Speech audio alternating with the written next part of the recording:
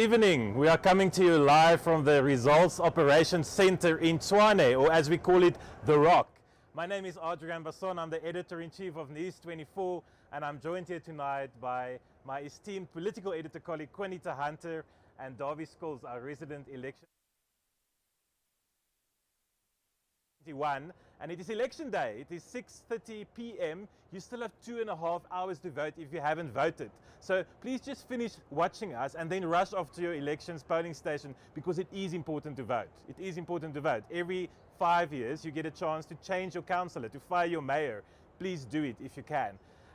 We're going to look at a lot of topics tonight. We're going to talk about voter turnout, about some disruptions out there in South Africa, and we're going to bring this to you live from our studio at the Rock, or the Results Operations Center in Tshwane, for the next 4 days until Thursday evening. We'll be coming to you live every morning at 7 a.m, every noon at 12 p.m, and also at 6:30 p.m. every night to bring you a wrap of the day's biggest developments, of the biggest projections that we are seeing on our own new forecaster that Davie's going to tell us about a bit later, and also to interview politicians. They are walking around here very excited about what they don't yet know. My team and I are here in Tshwane. We will cover the election from all sides. We were out in the field today writing our stories, and it's now up to these big signs behind us, these electronic.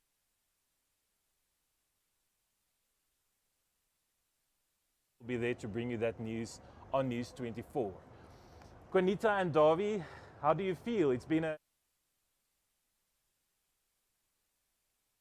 I think there's been some really radical data coming out all day from the IEC and some of the political parties. So I can't wait for the first results. I think it's going to be a fascinating election. We're going to talk about Davie's radical data in a moment, but Qaanitah,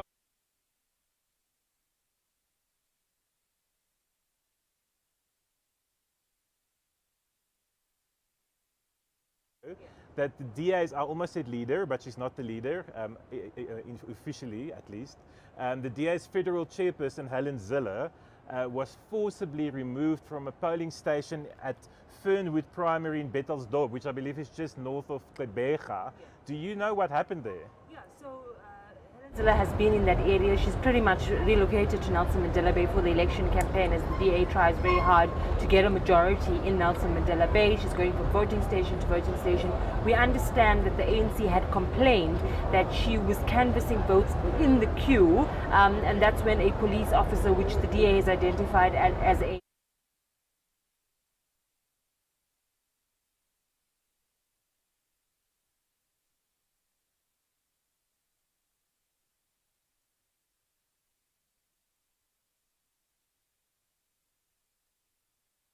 IPID has come in and said now that they will investigate. They've been struggling to get hold of her, to get a statement from her, but definitely, IPID saying that they're handling the matter. There is an investigator now assigned, and they will see what happens to that police officer who frog marched from that voting station. Look, it's not allowed to canvass votes in the queues, right? That's a no-go zone for politicians. Obviously, the DA denying that that assertion, and obviously the investigation will come out. I think that it definitely hampers, the assertion by the IEC that things have been going smoothly. They have maintained the narrative since this morning that the disruptions or the incidents that have been happening, earlier this morning there was an incident with the police and a journalist from Newsroom Africa, and there was this assertion that it's sort of isolated, it's a few incidents, we're dealing with the matter, but quite interesting to see what happens and how seriously the DA will take it in their complaints. Helen Zille never far from controversy. She was looming large in the DA's campaign, and Davie, we will see if that was successful or not in a few hours' time. Qaanitah, just tell us a bit about some of the other things that happened today in South Africa. There was a briefing earlier this afternoon by the IEC on these incidents. Can you tell us about some of those big disruptions or problems that was reported? So the big thing was the voting stations that opened late. That was a huge issue. So in KwaZulu-Natal, Camperdown was one flag. 20 voting stations they didn't open because of a protest in the area. Similarly, in Nelson Mandela Bay, there was an incident reported in Nelson, not in Nelson Mandela, in the Eastern Cape, in the Amatola district, where protesters had dug a trench around the voting station so that people could not vote. And then, there was the incident in eThekwini where a presiding officer was arrested because of vote stuffing in a ballot, and it was early. The IEC saying that incident is indicative of how strong their systems are. Okay. That the guy was now arrested. Similar incident in... What was he doing with the ballots? I didn't quite understand. Stuffing the ballot box. Pre-stuffing the ballot box. Okay. So he made lots of votes. Probably. And then the similar incident happening where an official of the IEC opened the ballot box in Limpopo. There was also the one other issue that they said,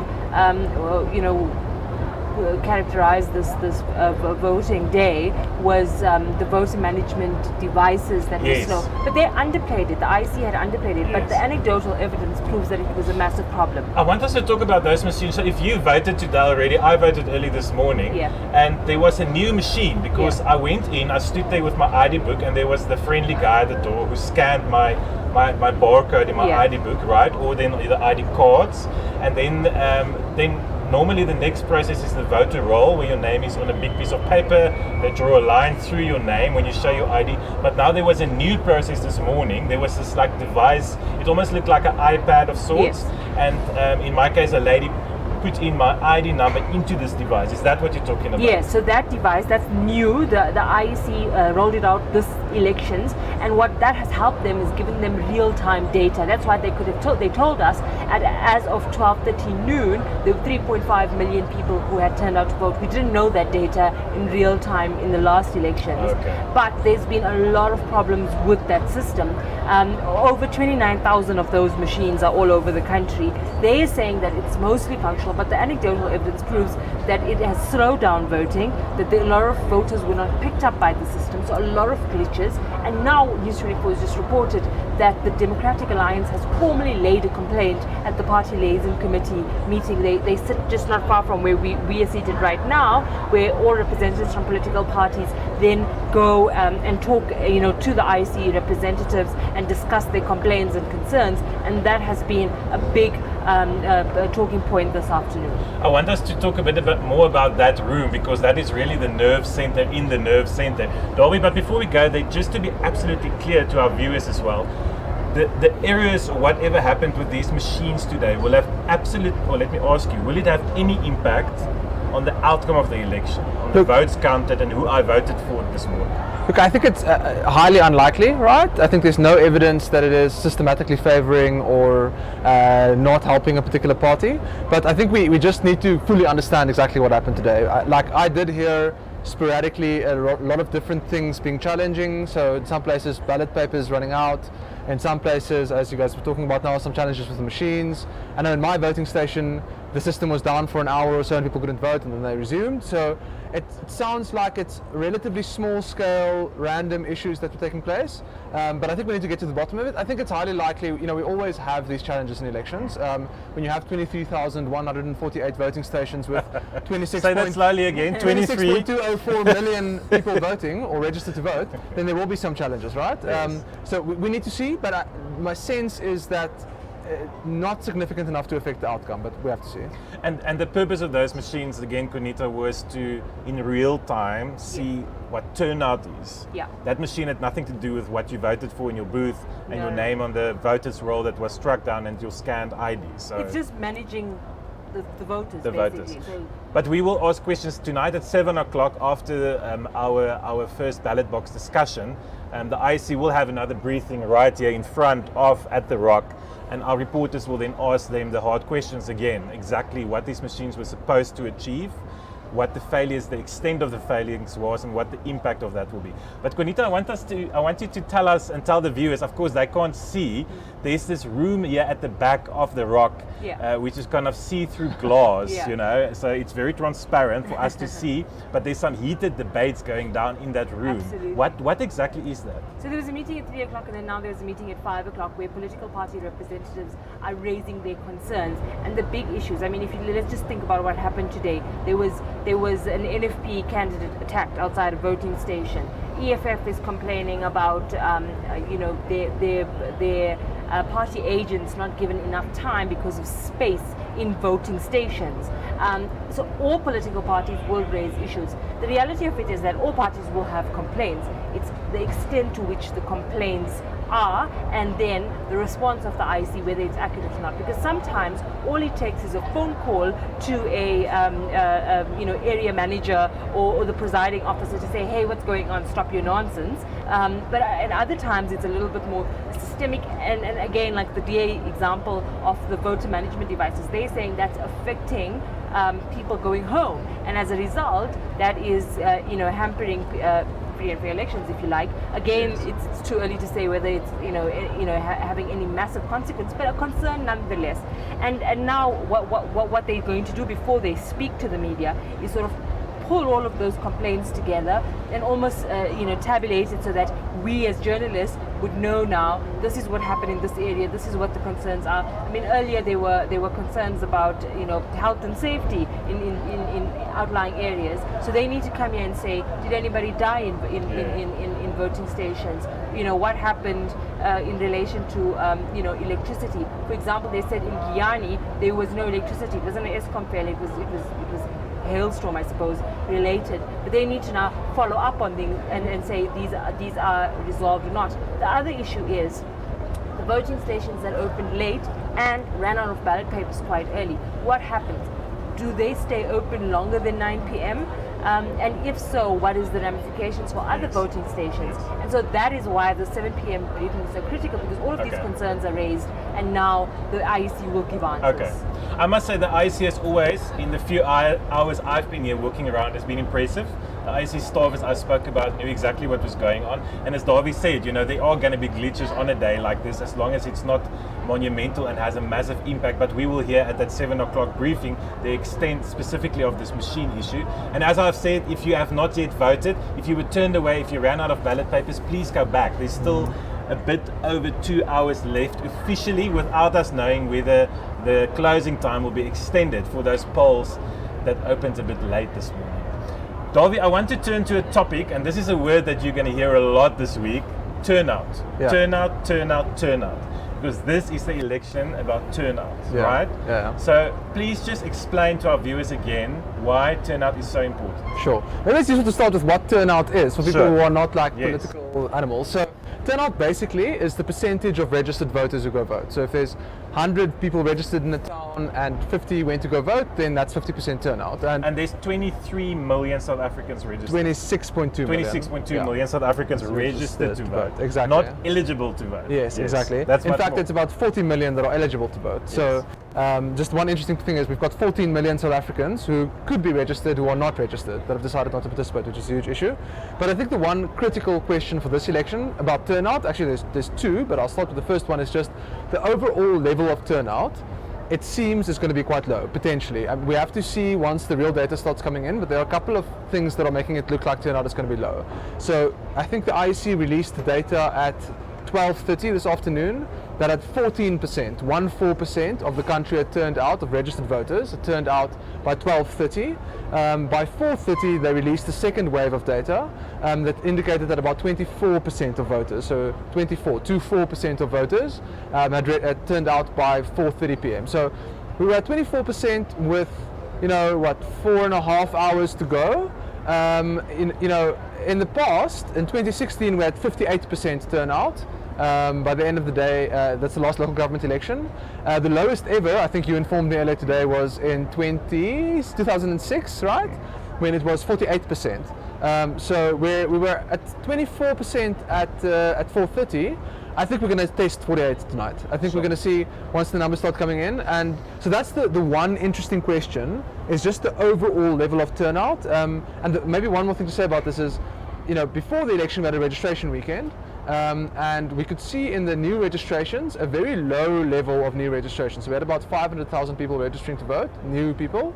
It's usually closer to 1 million. So it just indicates fewer new registrations. It looks and feels like lower turnout. We'll have to wait for the real numbers to be 100% sure, because these are preliminary IEC figures, as Qaanitah was saying, using this system, by the way. but it feels lower, and I think that will raise a lot of questions about why people don't want to go vote. I'm sure we'll have a long discussion about that. Can I talk about the second thing about turnout? Yes, sure. Because the second thing about turnout is also just the overall level, but the shape of the turnout, of who turns out, is really, really important. And in the last couple of elections, I want to show you some data. Sorry for the viewers. We've got a very new, advanced technology, high-tech signboard here that Davi's going to update every hour. So I think it's really, when you look at the shape of turnout, right, for the last two elections, and the way I like to look at it is if you split out suburban turnout with township turnout, right? Because in suburbs, I think there's some parties that'll do well there, the DA, maybe Action SA, maybe the Freedom Front Plus, right? And in townships, there's sort of other parties, also Action SA, but maybe the ANC, EFF that could do well there. So it's different parties doing well in different areas. And if you look at 2016, right, suburban turnout nationally was 70%, township turnout was 55%. So that's a 15-point gap. And why are we looking at 2016 is this was the last local government election. Exactly. And then if you look at 2019, right, which was the last national government election, just for interest's sake, it was 73% in suburbs and 63% in townships. So it's like a 15-point gap in 2016, sort of 10-point gap in 2019. That drives up the DA vote in these elections. I think it will drive up the DA vote, but also the vote of other parties that are doing well in the suburbs potentially, and it's potentially a huge problem for the ANC. Preliminary numbers from a small sample that we saw today was that it's looking a little bit like 2016. It's looking like a 15% gap by 3 p.m. in the afternoon for the sample that we were tracking. It could be more by the end of the day. So we'll have to wait and see, and that will have a significant impact on that. But you also explained to me that these numbers both are dropping even lower. Exactly. So there's, as I said, there's two questions. There's the overall turnout number and then the makeup. This is about the makeup, right? But if you look overall, both are coming down. Highly likely based on these numbers. So if we have 48% overall, then maybe this is going to be something like 40, and this is going to be something like 55 or 56 or 57. So down. Qaanitah, turnout, sorry Davi, if you can just hold up your beautiful signage for another while. I do apologize for my bad No, it's lovely, it's very authentic. Qaanitah, there's always higher turnout in national elections than in municipal elections. Why is that? Yeah, I think it's just the interest, because obviously people are not as vested in their local councillor, who their local councillor is. Obviously, if politically one should say that there needs to be more people at the ballot box in municipal elections because of the impact it has. But it's just been a trend in South Africa. Obviously, a lot more fanfare, a lot more money, bells and whistles and money. Not so much this time around, and not so much in municipal elections generally. The reality of it is that parties face the consequence of low voter turnout, and the reality of it is that if I were the ANC right now, I would be biting my nails for the outcome of City of Johannesburg, particularly because of how low, anecdotally at least right now, is the Soweto turnout base. Our reporter Junior Kumalo was on the streets and he says voter turnout was absolutely low, even in the voting station where Ramaphosa cast his votes in Tshwane and Soweto. Where he was booed. Where he was booed by Action SA supporters and EFF supporters. I mean, it was a marked difference between the reception he got in 2019 as well. That same area was, had protests because of electricity. The ANC almost saying that Eskom has been their biggest opponent in this election because of the electricity challenges and the power outages that we see. So high suburban outcome favors the Democratic Alliance and other political parties, and that's something the DA is probably really excited about. And that's why they're also raising the point about the voter management devices, because that's their suburban vote. People are going home and not going to come back, and so that's an interesting thing for me. What's very interesting is township votes in Tshwane, for example, where it's not really clear who's going to be, and the ANC sort of taking solace in the fact that people are showing up in areas like Olivenhout-Bosch and the like. And so there is a direct impact on the type of turnout in terms of the election results. Can I say one more thing about this? Yes, sure. The one thing we must not forget is just how much more difficult it is to vote in a local government election, a municipal election, in that you have to vote at your voting station, right? So if you, for some reason, forgot to re-register after you've moved, or you try to vote maybe somewhere where you voted 2 elections ago, it's just more complicated, which is, I think, partly why it is also usually lower. Yeah. Okay, you can put down your phone. Thank you very much. Qaanitah, assuming that the turnout is lower, and to be clear, we don't know. We just don't know. We've got clear indications at this point from the IEC. The turnout is very low. 14% at noon is very low. 24% at half past 4 is very low. The lowest turnout ever in the history of democratic South Africa was 48% turnout in the 2000 local elections.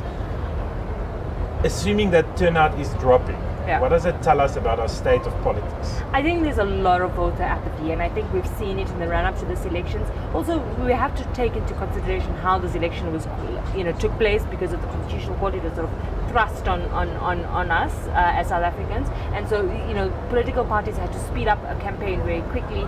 Political parties didn't have the money for campaigns, COVID-19, and then just the general sense of voter apathy because of the state of municipalities. I mean, our poll shows that only 7% of municipalities are functional, and so that shows us that people are just, there's a sense of why bother, and that's a big concern. That's why there should not be anything hampering voters, because there's so few voters that are actually showing up. So when people show up to vote, they should be able to cast their ballot, and that's why this is so important.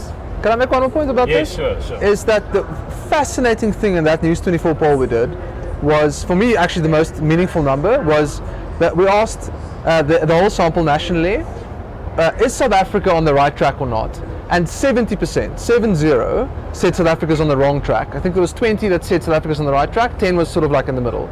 70% is unbelievably high. To be honest, there's no other democratic country where you can preside over 70% for wrong track for a period of time and keep winning elections. And I think that sort of frustration with the overall state of the country, but maybe not yet fully adopting another party, is what's driving the outcome of the lower turnout. The other parties, there are some interesting new kids on the block, Absolutely. Which we'll definitely talk about tomorrow morning. Davy, I want us to use the last 3 minutes we have before we go to our colleague Kelly Anderson to tell us about what you guys have been talking about on social media and on the News 24 platform today. Just talk to us about the News 24 elections forecaster, which is our very exciting new tool. Yeah, cool. So we've built a new tool that everyone can see on the News 24 app and also on the News 24 website. And it's basically an election projections tool. So what it does is, as voting stations start reporting, it does a statistical analysis of those voting stations to extrapolate results for the entire electorate. So we have gone and done a really deep analysis of the entire electorate and basically built homogeneous pools within the electorate, and as voting stations come in, they essentially act as little growing samples of each of those pools, upon which we can then do projections for those voting stations that have not yet been counted. So I foresee that if we have 5 to 10% of the numbers counted for any particular metro or for the country, we should be able to do a projection, and I think we're targeting to release them at 6 a.m. tomorrow morning. So the viewers, we're hoping to show them projections for the final result. I just want to explain to our viewers, how will you know, for example, because certain areas, maybe in a certain metro, suburban votes are declared quicker than township votes. How do you make provision for that? Yes, so we keep very careful track of how many votes we have from different kinds of areas.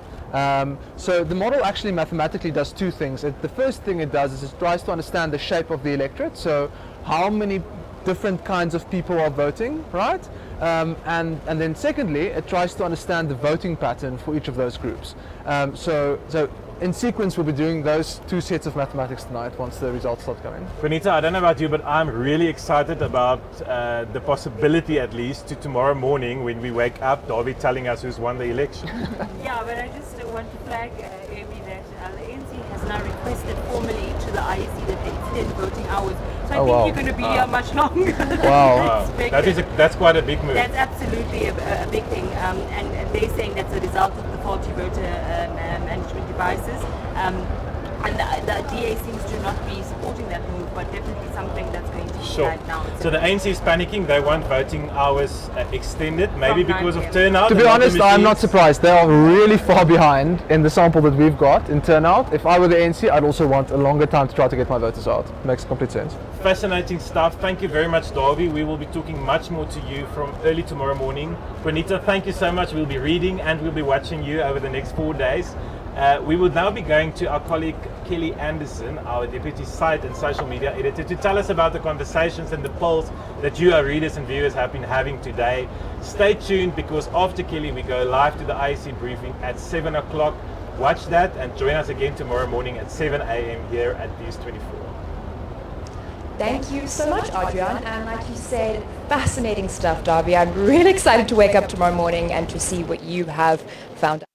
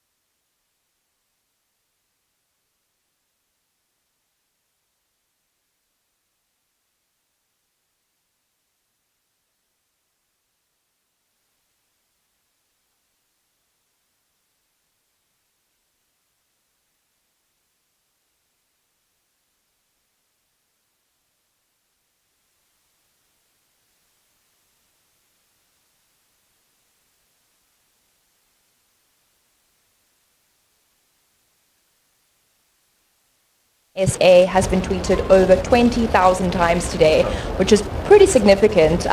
So I think we're all quite excited to see what happens with Action SA, especially in Johannesburg. The ANC trailed behind on the Twitter trend there today. Maybe not for the right reasons though, and would you pardon my language as I read this out. I think it's going to be...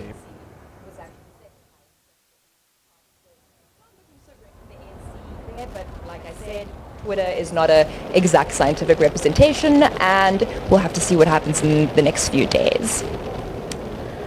And then just lastly, I just wanted to take you through a few of our News 24 subscribers' comments on how they experienced voting day today. A bit of a mixed bag, but I'm going to read you a few and we can see what they say. First reader says, voted in Fredericliff, Ward 103, pouring rain, but the voters there in droves. All very efficient, police on watch, just wish someone had been selling coffee. The only party stand there was the DA, no surprises there. Another comment says, me and my wife voted in Ward 13, Bethlehem. The whole process took less than an hour, including walking back to the station and back. It was not very busy at 10, but a constant flow of voters arrived and left. A short queue and a very efficient process. Everything seemed pretty much under control as it should be, COVID regulations strictly adhered to. And then we have a few comments of readers who did not have such a great experience. Port Natal School is an absolute shambles. No controls of lines, no controllers informing voters which queue to join, and definitely no social distancing. Pensioners and disabled people not being catered for. And another comment, Ward 22 in Stellenbosch, one person voting every 10 to 20 minutes, inefficient IEC. So we would love for you to join the conversation on News 24, and we'd love to hear what you have to say. If you'd like to join the conversation on News 24, you can subscribe, and it's as easy as going to news24.com/subscription. Otherwise, you can join us on Twitter, Instagram, and Facebook. Our handle is all the same across there, at News 24. Thank you, guys. Back to you, Adriaan. Thank you very much, Kelly. That was very interesting. Action SA, I think, Darby and Qaanitah, is a party we're going to talk about a bit in the next 4 days. The polling that we commissioned as Media 24 showed that Herman Mashaba's party could get up to 16% of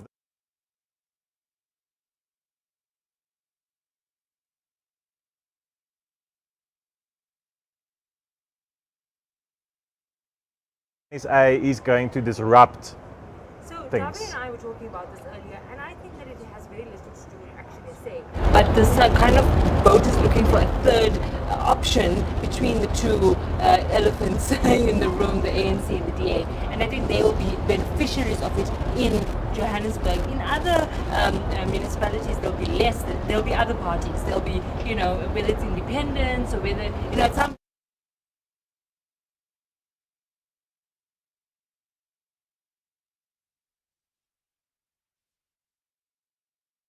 comes from the Democratic Alliance.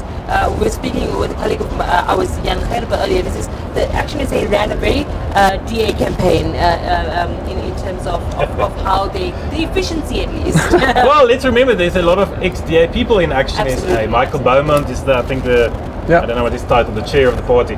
Just to remind our viewers and readers why we're still with you, the IEC has informed us that they have postponed their 7 o'clock annual evening briefing to 8 o'clock. So I think something's cooking, and I think it may be this issue of extending voting hours. I also want to just quickly inform our viewers, Qaanitah, I don't know if you wanted to say the same thing, but there's a notice of the ANC, a clip of the ANC in the Greater Tshwane region doing the rounds on social media. I'm yet to verify it, so just bear that in mind. But it's been sent to us from readers, where the ANC in Greater Tshwane is circulating an image that says, urgent notice, voter turnout in our traditional strongholds is very low. Comrades are urged to go out and do door to door. The target is 500 people hourly per VD until voting closes. I mean, that is panic station, Qaanitah. Yeah, I think definitely, and you see it now as a result of this delay, because the ANC has requested the IEC to extend their voting hours. Like we said, it could be because of the voter management. I mean, they're saying it's because of the voter management devices, but it also could be because of low voter turnout. The IEC is now deciding what to do. They're trying to see if they can contact this 32,000 people that seem seemingly affected. 32,000 people is a lot of people, but Davi, you can say whether it's not that many. It's not that many. What happened to the 32,000? Sorry, they were affected by not being captured in the voter management devices and were sent back. Okay. And so as a result now, they're saying that the matter must be solved, voting stations must be open later than 9 p.m. and they must be allowed to vote. So they're SMSing these affected people to deal with, because the DA, it was an error. It was an error of the system. The DA, though, seems to be against the increase in the voting hours, even though they're the ones. Is that information you're getting now? Absolutely. It's, that's the information that we're getting right now. The Freedom Front Plus saying they're monitoring the situation because in relation to large amounts of people that have been turned back. But regardless, they are now mulling possibility of approaching the electoral court. So that's an interesting development now. I think that all political parties are worried of the voter turnout. That's the sense that I'm getting. Make some coffee, it's going to be a long evening. I don't think anyone's smiling. Yeah. Look, you cannot, as a party, you cannot ask for a postponement just because your voters didn't turn up to vote. But you can make cases like about the machines. Yeah. I guess that's something that the electoral court will be sympathetic about. But it seems like the IEC is factually following up those complaints at 30,000. I don't know how long it takes these people down here to phone 30,000 people. Yeah. Might take a while. But I think within the next hour and by 8 o'clock certainly we'll have a indication of where the night is going. Absolutely. Again, it's very important for the IEC to take these concerns seriously, because what happens is you don't want it to be the face of the election results.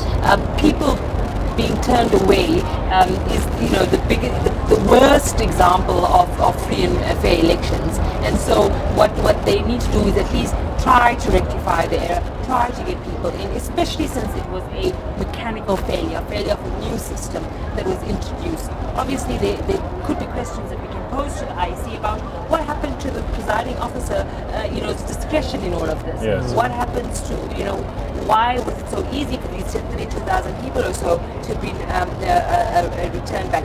Again, I am sure that there's a big push to get people out. W, were you saying that in some areas people actually choose to vote later in the day than earlier in the day? Yeah, absolutely. So I think, as I was saying a little bit earlier, is this sort of gap between suburban and township turnout usually grows until 6 or so, typically, and then the pattern is that township turnout is a little bit higher in the evening and then catches up. So I think the next 2 hours are of monumental importance to the ANC's outcome in this election. If you are one of those 32,000 people who've been showed the door, please go back to your polling station. There's just under 2 hours officially at this stage left. You cannot be turned away to vote. You have to vote. It's your constitutional right to vote. Stuff's happening here at the Rock. People are having meetings. There's threats of an electoral court case. But please do go back to your polling station, or let us know at News 24 on our own platform or on social media if you're one of those people we'd like to be in contact with you.